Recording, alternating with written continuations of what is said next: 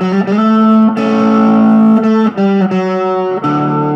the other day I was reading an opinion piece on a major video game news site on the narrative of The Witcher 3. The writer of this piece said that they had been enjoying the game, thinking that they had made all of the right choices, but ultimately got the worst possible ending in the game and didn't quite understand why. The results of this experience basically made the writer of this piece somewhat reluctant to go on playing the expansion packs for the game because they had been so heartbroken over the ending that they had received, putting in all of those hours and basically receiving no satisfaction from it. This wasn't really the first time that I'd heard of someone saying that they had felt the game had cheated them and somewhat tricked them into playing into the bad ending. I've always felt that this was rather odd. Is it really that easy for this game to mislead you? I decided to find out by looking at some of the critical moments in deciding the overall ending of the game. So if you haven't figured this out yet, this video will include spoilers for The Witcher 3's ending. There are basically three major ending schemes in The Witcher 3 that involves a few variations with regards to the various subplots in the story. For example, who rules Redania, or who Geralt eventually romances. While I won't go too much into each variation, the endings with regards to the main aspect of the story are Ciri as Empress, the ending in which Ciri chooses to become Empress of Nilfgaard in order to effect change from a position of power, Ciri as Witcher, the ending in which Ciri chooses to follow in the steps of Geralt in becoming a Witcher and following the path, and then finally the ending in which Ciri dies and Geralt probably does too, after he attempts to take what little revenge he can for the fact that Ciri is dead and ends up being surrounded by a horde of monsters. There are 5 choices that you have to make that ultimately determine which ending you will get in relation to Ciri that are brought forward after the battle at Kaer Morhen. Most people who have covered The Witcher 3 and its story have suggested that the decision you make in these choices is often determined by whether you have been paying attention to what has been going on in the story throughout the game. Quite a few people have suggested that although you play as Geralt and make decisions with him about the outcome of the game, the story is actually really about Ciri, and that many players fail to realize this because they aren't paying close enough attention. Whether or not this is true is debatable, as some have put in the counterclaim that the game is just as much about Geralt being a good father to Ciri, but if this is true, how do you make the correct decisions in these 5 detrimental choices? Well, let's have a look at these 5 choices that you have to make. The first comes directly after the battle at Kaer Morhen, when Ciri has begun training to use her Elder Blood powers. She's clearly frustrated by the fact that she is struggling to gain full control over them, and basically lets Geralt know of her frustration, after which he is given a decision on how to console her. Basically, you either have the choice of saying that you don't have to be good at everything, or I think I'll know what will lift your spirits. This is the decision that I would say that I've seen most people say is the worst offender when it comes to misleading the player, as the cutscenes you receive after each choice isn't all that bad. So why is it so terrible to tell Ciri that she doesn't have to be good at everything? I mean, not everyone is, it's a simple fact of life. Well, basically you're telling her that it's okay not to be good at the one thing that she actually does have to be good at. If the player was paying any attention to the narrative, he or she would realize that the entire existence of the world is dependent on Ciri preventing the White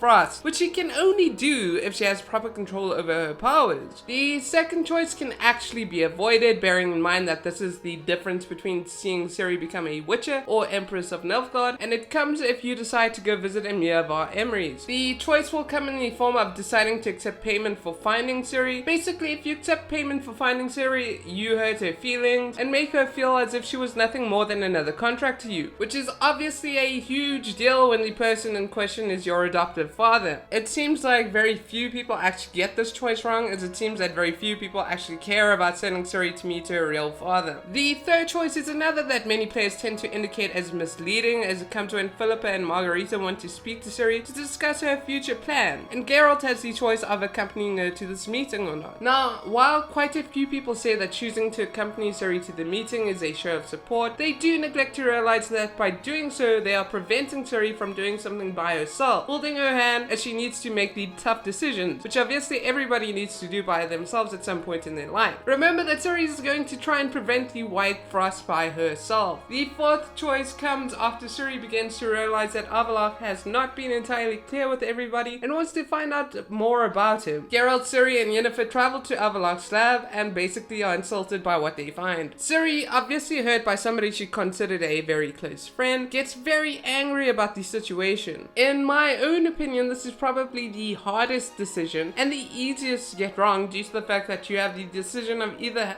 trying to calm her down or letting her destroy Avallac'h's possession. I cannot really find a motivation as to why you shouldn't calm her down, other than the fact that sometimes it's just good to let people vent. I guess this one is just one of those times that you should have just let her vent, man. The fifth and final choice comes when Ciri wants to visit the grave of Skell, and basically you have the decision of saying that you will go with her to visit it, or that there isn't enough time to do so. Remember that Skell is the person that helped Ciri escape the wild hunt in Skellige when she was there. To be honest, I don't really understand why you wouldn't go visit the grave, as it is sort of actively saying that I don't really want to play this game longer than I have to, so I'm going to skip out on this mission. Really now, why wouldn't you go and visit the grave of a dear friend? So after having a brief look at the choices and why exactly you would make each decision, is the game really misleading in terms of some of its choices? Personally, I feel that with the exception of destroying Avallac'h's lab, the decisions are pretty damn straightforward. But what do I know? Perhaps I was just lucky the first time I played the game and got the good ending. What do you think? Are the choices somewhat misleading and easy to answer incorrectly? Which ending did you get when you played The Witcher 3? Please share in the comments down below. If you like this video, please remember to subscribe for more. Thanks for watching, and I'll see you in the next one.